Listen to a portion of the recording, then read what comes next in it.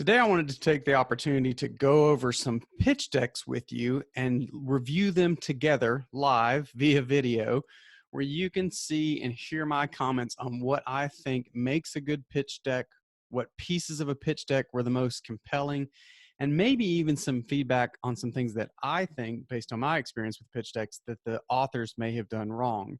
What we're going to do is I'm going to review two of the most popular startups out there right now, which is Airbnb and Uber. Now, both of their pitch decks are publicly available. You can just Google them and you'll find copies of them. As a matter of fact, that's what I did, and that's where we're going to be taking a look at these pitch decks.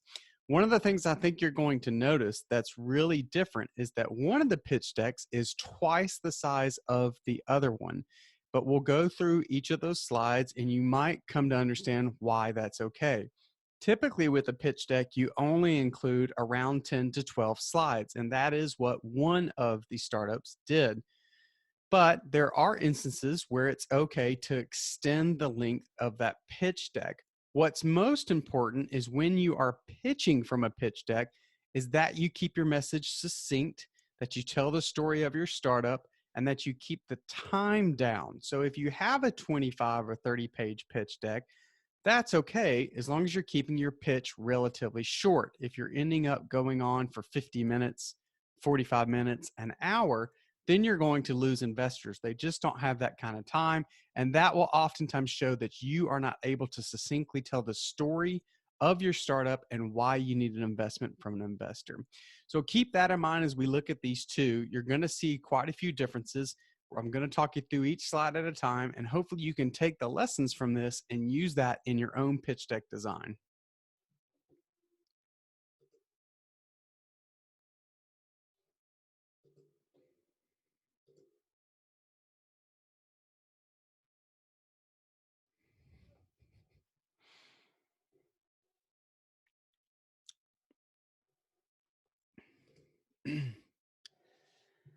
So this is the Airbnb pitch deck, or Air Bed and Breakfast. Even back then in the title, they weren't using the acronym. This one is, as you'll see, the shorter of the two, and it follows the standard 10 to 12 page pitch deck design. So as always with the pitch deck, you're going to be including a title page first, and this is a perfect title page in that it is very short and it just covers what is necessary. In the middle, just the name of the startup, and then a tagline that gets the viewer or the listener thinking through what your startup does. So first slide, we're doing great, nice, succinct, short, nice colors, nice font size, which is also really important so that they're not having to spend too much time reading slide after slide after slide.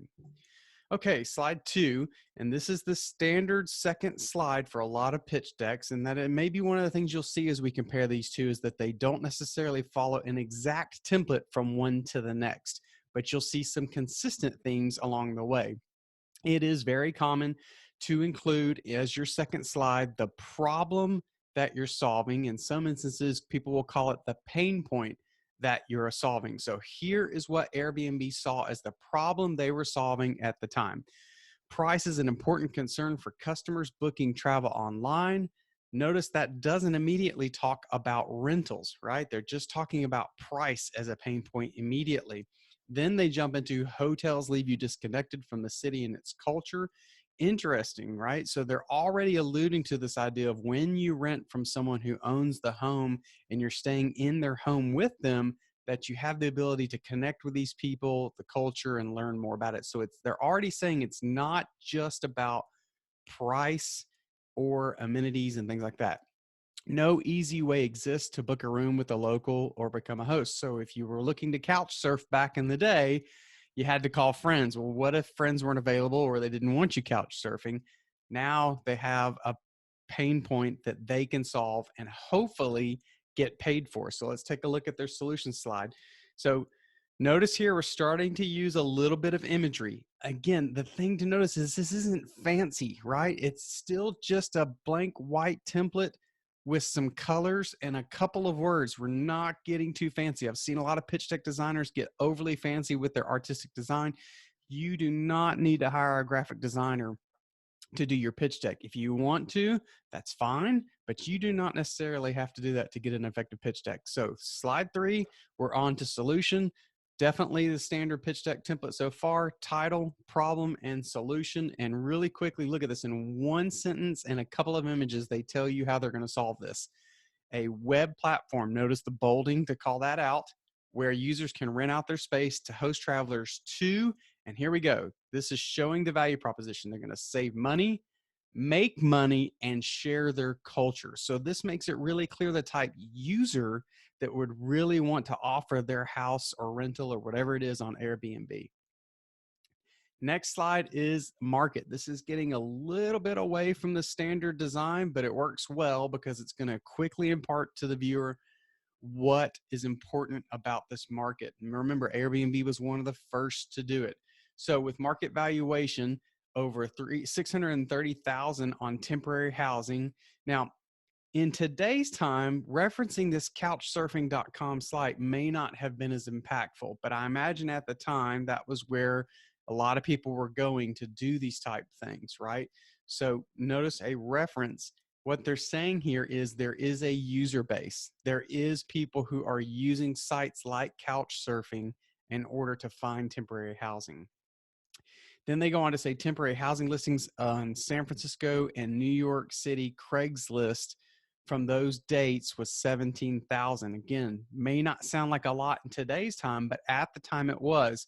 Why are they referencing San Francisco and New York City? Well, obviously two of the larger cities, but also think about the audience of the pitch deck.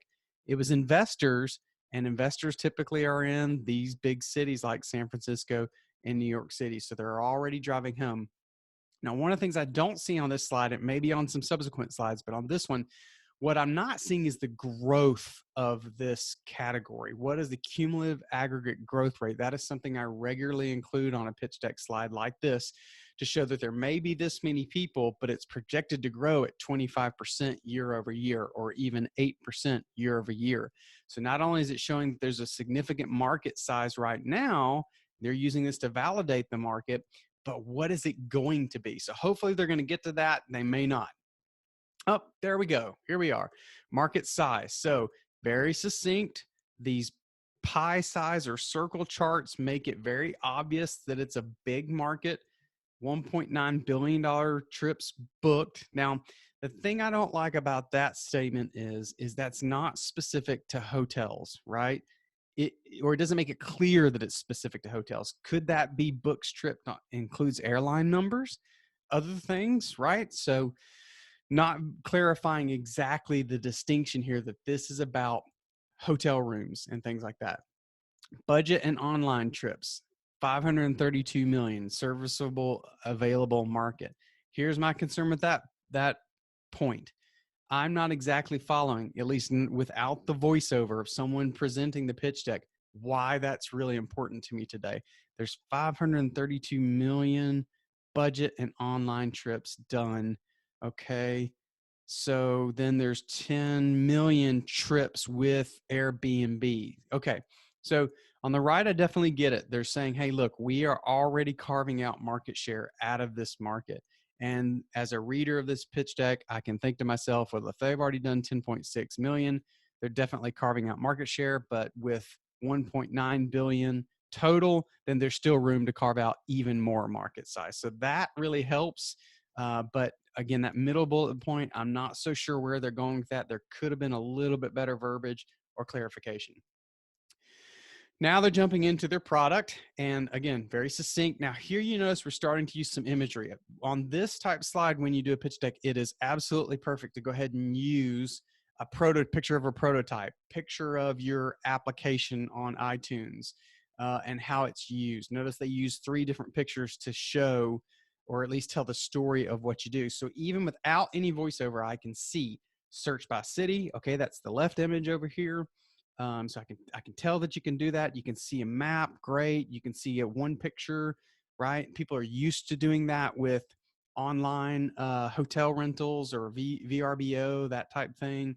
So I get it there. Then you can review listings. Okay, that's the middle. Shows a bit about it. Even from just this image, I can tell that there's a rating system involved. So think about how this is telling the story of the concept of the product without having to have any text. Just by using what I can see, I can assume some things that make sense. I can barely see because it's a little pixelated. There's the middle one is 4 guests, 2 bedrooms, 2 beds. Okay, makes sense. And on the right side, I can just book it and get it done. It includes, let's see, I can tell, yep, some cost. Again, it's a little pixelated, some cost. I see there's this cleaning fee and a service fee and what my total is going to be. So I very quickly, just mentally, without having to read that back to you, could have looked at these things and within probably 30 seconds understood exactly what the product's going to do. Now it's important that they show you what the business model. So I'm going to flip back. So if you're booking a visit with Airbnb using their product, then I immediately start thinking, okay, great, that's what you're charging, but how are you making money? So now they're going to tell you they're taking a 10% commission on each transaction. Great to know that, but they go on and they tell you, here's what that's going to look like. So remember, they said 10.6 million bookings. What they're telling you here is what they have already made in revenue.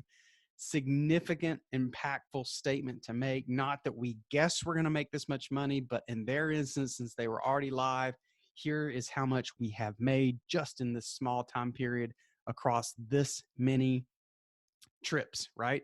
And an average fee of $20, $200 million in revenue during that period. So they very quickly show you the business model. Now, I'm hoping they're going to get to it, but one of the things I love to see startups do is in this business model, at least allude to future revenue streams, right? So if Airbnb is making revenue this way, surely these smart entrepreneurs knew that there were other revenue streams they could tap as part of this service or as an ancillary offering. And investors love to see that you have more than one revenue stream potential in the business. Okay, doesn't look like they did that. So not a knock, but that's probably something I would have tried to do differently had I been designing the pitch deck. Now, market adoption. So they're starting to build the case for, they've made some revenue, but what's really going on? What are the milestones they're accomplishing? And what they're really doing with this is they're showing you that they have multiple ways that this is happening for them. So they've got events, they're targeting events to get the word out. They're using partnerships to do it, and Craigslist, a dual posting feature. Okay. So this is not necessarily, a market adoption doesn't strike me as the best phrase for this slide. I think it might be more partnerships or marketing channels might have been the better phrase. So again, think through how you word things. When I saw market adoption, I was more thinking about these types of numbers, right? How many people are using it? What's the number of users they've had, et cetera, et cetera, et cetera. To me, this is more about marketing channels that they are leveraging to get the word out about their startup. Very important slide, and I do like the way they're doing this. I tend to do it slightly different. If you've seen any of my information, I talk about a competitive matrix that you can create to very easily visually follow. Here it's taking me a second to understand online transaction and expense is the bottom right corner. So I get the quadrant approach, but it's just not delineated perfectly for me. So it takes me a second to grasp what's going on, but I can see that Craigslist fits on the affordable offline transaction section and others. Now, remember, when you show the competitors, it is important to include yourself. They've done that here. That's in the top right-hand corner. That's affordable online transaction. What I don't like about this is this slide doesn't show a true competitive advantage for them if they have one. What is their unique selling proposition? So great, they're affordable and online, but so is hostels.com. So what does that mean for an investor? I'm left kind of guessing. Again, the voiceover may have changed that, but I think it's important to call out your unique selling proposition as compared to these competitors, and a matrix with features and functionality will allow you to do that. But there I was wrong, right? So here they come in and they show you their competitive advantages. I still would have liked to see them call that out on the other slide, because if I was an investor, it may create some negative imagery in my mind on this slide. I would like to see them doing this a little bit different way. And you can tell this is just a template because we've got sort of blank text in there, but competitive advantages, first to market. Was that true? Be careful making claims like this, that sometimes investors will see first to market or you saying there is no competition as, well, that means there's not enough demand. So also with first to market, it often means to investors there's going to be a ton of educational costs, right? So host incentive, list once, ease of use, profiles, design, and brand. Okay, great. I don't see those true, many of those as true competitive advantages, because those could be replicated by someone else. So this slide is not really doing it for me. This is not really driving home a true unique advantage for Airbnb at the time. Anybody can have a profile. Hopefully, if you have good UX people on your team, you can have ease of use, design and brand, all those things, just not driving it home for me. And this is obviously a advertisement for the folks who put this together. So this is probably just an example of Airbnb's pitch deck, but I think it drives home or gives me the opportunity to share with you some things I would have done differently. One of the things they didn't do, and you can see it's 10 slides here, what I would have included is an ask, right? What is the ask? What do I need from investors? How much money is it going to take for me to scale the business, right? And so there also would have been important to have some financial projections, but a good slide deck overall, particularly from the perspective of concise, short, very little text, bold colors, simplistic is really the word I think of with this deck. And that is the things I like about it. There's a few slides missing I would have liked to have seen. And I think they could have told the story a little bit better, particularly around the competitive advantage standpoint. All right, let's look at Uber's pitch deck. And I think this is probably going to be another one that somebody's done an example of and isn't the exact Uber pitch deck. But again, I can use it for purposes of telling you or helping you understand how to better design your own pitch deck and do a better job with it. So let's take a look at this and see what they put together here. Notice this one's going to be the long one that I talked about. This one's 25 slides, which in my opinion is probably too many. So let's see where they may have gone a little too far and the slide wasn't necessary, or they could have condensed slides together. So Uber Cab, next generation car service. Okay, you're already telling me that it's app based. I can see on the left here with the picture of the iPhone and the picture of the BlackBerry. This is clearly dated because BlackBerry is really not a player anymore. But I get the idea that you can get a nice car, right? We don't have a junker on here, but you've got a nice car that you can get as a cab. And I'm guessing it's going to be you can get it from your phone. Now, is that through an app or is that a phone call? That's a question an investor may have asked back in the day, but let's see what they do with it. Okay, so cabs, mostly aging and inefficient technology, takes a radio to dispatch it, perfect sense. Most common car. Okay, I don't get the point of the Ford Crown Victoria other than the gas mileage. I totally understand trying to call out that the gas mileage is a bit much, but what does it really mean to me as an investor that the Ford Crown Victoria? As an investor, I don't really care what the gas mileage is because that freelancer is paying for that gas mileage. Hailing is done by hand or phone. Okay, totally get it. No GPS coordination and significant dead time. Makes total sense. They had the ability, by using the app to keep things more efficient. I feel like this slide could have been better done. Again, we've got a lot of text and not enough imagery. I think you could have taken each of those bullet points and called them out separately, and it would have been enough to show me that there is a problem out there, that there is a pain point people are experiencing. So it could have been done with a bit more imagery and less of this text for me to sit and read. The medallion system. Okay, so taxis and monopolies reduce quality of service. Medallions cost money. If you don't know what a taxi medallion is, you'll want to Google it, but it's how the taxi system works, basically. And they have to buy these medallions in order to have the right to serve people. I'm not really following why this is really important to an investor at this point. Why does it matter other than to say maybe Uber didn't have to have the taxi medallions? I don't know if that's true or not, but if that was true, it would have been a lot easier just to say that. Digital hail can now make street hail unnecessary. Okay, yeah, totally get that. But again, what does that got to do with the title of the slide, which is the medallion system? So getting confusing here. Uber cab concept, fast and efficient. Okay, professionals in American cities. So what's happening with this deck? Whoever put this together is really kind of combining slides. I can already tell you, right? So we have on the second bullet, they're talking about the market. Yeah, I don't know that we're really there yet, right? So it's professionals in American cities. Why is it just American cities? Why isn't it across the world? Starting to kind of convolute things. And if you can notice, just a lot of text on here, right? A lot of text. Convenience of a cab, okay. San Francisco and New York City, great. Latest consumer web and device technology. We've already talked about the auto dispatch or the digital dispatch, right? So I don't know that they need to include that again. Optimize fleets and incentive drivers, okay. and the NetJets of car services. So it's not uncommon for people, especially nowadays, to say that they're the Uber of XYZ industry and make a comparison that investors would hopefully understand quickly. This one, they're saying they're the NetJets of car services. Okay, I get it. I know what NetJets is, but my point with this is be careful using an older startup as a reference point.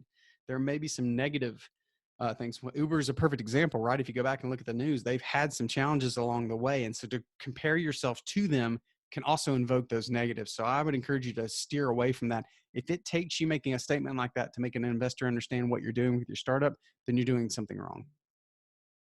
One-click car service. Okay, now we're getting somewhere. Okay, I'm starting to understand one-click car service, but now we're back to a ton of text. I think imagery could have done this just like the Airbnb slide. They could have shown a couple pictures from the app and said, here's how you do it. Must be a member. Don't care, right? You know, it's not true. Anybody can join Uber. Not hailed from the street. Again, we've talked about that over and over and over.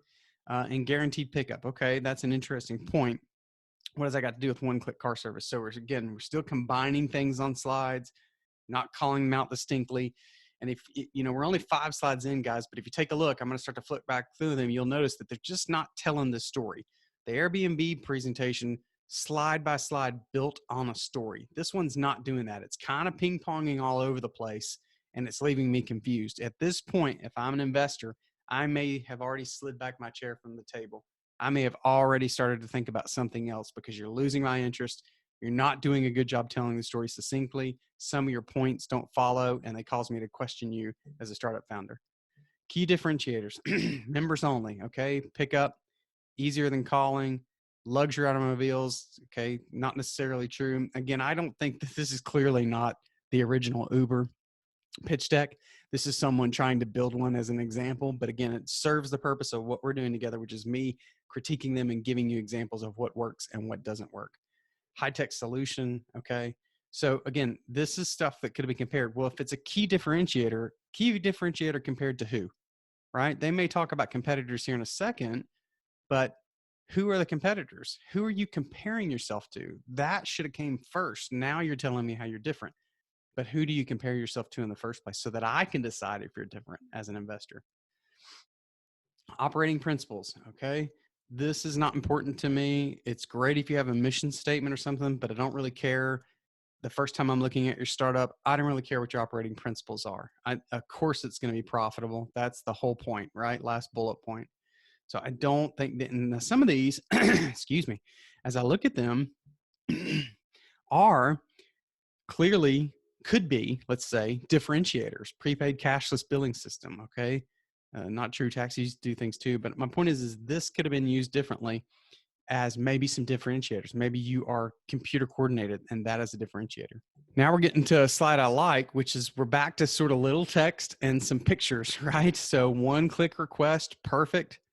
And you get a text showing, hey, I'm coming to pick you up in the communication. So a little bit better. We're sort of coming back to the typical pitch deck design. We're using a little bit of text and some imagery, but this is something you should have told me earlier on in the pitch deck. You should have told me how the solution works a lot earlier. So let's look at this, guys. Uber cab apps, wonderful. And now you're talking about a website. So you've spent time in this pitch deck saying that it's app-based and that is important. Now you're sharing a website. Okay. So again, conflicting messages doesn't make a whole lot of sense. You're having me, well, okay, are you app-based or are you website-based? Well, I'm both. Okay. But how are your users really going to use you, or how are they using your service? If they're using you here, I need to know about a URL. If they're using an app, I need to know about an app. I'm going to keep moving because again, this one's pretty long. Use cases doesn't really matter. I clearly get it that the use case, it's be really simple to tell you the use cases. The use cases are the same use cases as taxis. No different. Not much different. Maybe a little bit different, but not much different, right? User benefits. Okay. So I'm starting to get to a value proposition here, but again, not structured very well, very confusing. Environmental benefits. Okay. Don't know that this is necessarily true. And I think what someone's doing here is they're trying to play to the social side of investors instead of the monetary side of what investors care about. Don't care about the fleet. Now, this might be okay to show an initial service area, But let's think through this now. So more of the question about this is why San Francisco to start and then Manhattan thereafter? Why? Why? Any claim you make, you need to be able to substantiate why that matters. So we're going to pretend for just a minute. I'm the presenter and I've said Central San Francisco to start, Manhattan soon after. An investor's probably going to say, well, why in that order? Well, Mr. and Mrs. Investor, the reason is we've already beta tested in San Francisco and it is working well. It is starting to attract attention. We're gaining momentum. We're getting user base. We've decided based on the same demographics or criteria that we use to pick San Francisco that Manhattan is the next logical choice. That is how you represent this type of thing, not just showing it and leaving it to guess. So here we're back to talking about solution. So we're again, sorry to repeat myself, but we're ping-ponging all over the place. We've talked about technology and the solution, and then we've talked about marketplace, right? Here's marketplace. Now we're back to technology again. We're just getting all over the place. We're forecasting demand. Okay, great. But what have you done for me lately? Now we're talking to you about the market. So here's how big the market is. Now, what I do like about this is they call out the top 4 players combined only have, what they're saying in this bullet point is the market's really big, but the incumbents, the people who are already in this market, do not dominate revenues. If the second bullet point said that the top 4 players combined have 90% of revenues, then as an investor, I'm scared for your startup. But in this case, it's a good point to make. Now, what's the question an investor is going to ask about that bullet point? Who are the top 4 players? You haven't shown me competitors at all. I don't have a clue who they are. Who are they? I can assume taxis are one of them, but who else is it? Who else are these top 4 players that you're talking about? Because if you haven't shown them to me and you haven't shown me how you're different, I'm still worried about them. The good news is about this slide is I realize it's a big, significant market. There's the composition of the market, retail business, who uses what, those kinds of things. But what does 2007 market mean as a bullet point? I suspect what they're saying is those statistics you're seeing are from 2007, but the structuring of this has made it completely confusing. Target cities. Okay, so this would be a rollout plan. This would be a marketing plan, right? Here's our marketing channels we're going to use. But again, why is that? Why in this order? What about that graph tells me that that order makes the most sense? Is because people in those cities are used to using taxis? I can make that assumption, but don't force me as an investor to make an assumption on your behalf, because what if I make the wrong assumption? Make it blatantly clear what you're trying to tell me. Don't leave things to guess. Potential outcomes. Well, there is no worst case scenario. If you're trying to get investors, you probably don't need to tell them that you could burn through all their money and they never get a return. So I'm going to move on. We're back to trying to justify the point of the whole idea. We're back to justifying it that smartphones are being adopted. I can tell by this immediately, but again, you showed me a URL earlier, so a website. So what do I care about that? Now, here's something that they're doing. I get the sense that they're doing is trying to further justify the future growth of the opportunity. Totally get it. This slide, I would have rather seen them show other revenue streams that are available to the startup. Marketing ideas. They're not ideas. This is a marketing plan that you anticipate executing on, right? They're not just ideas. You don't want to show up with ideas. You want to show up with a marketing go-to-market plan, something solid that you have used research to justify. And progress to date. Now I'm going to stop here on this one because I think it's an important slide to think about. Toward the end of most pitch decks, there is a financial projection slide. There's also a place to put milestones, which are things that you've accomplished along the way in your startup. This slide could have been better done with a timeline, right? So put a timeline behind some of these and show in a graphical representation the things that you've accomplished so far and where you're going. Again, we just have a lot of text here. Using some imagery would have made it much more impactful.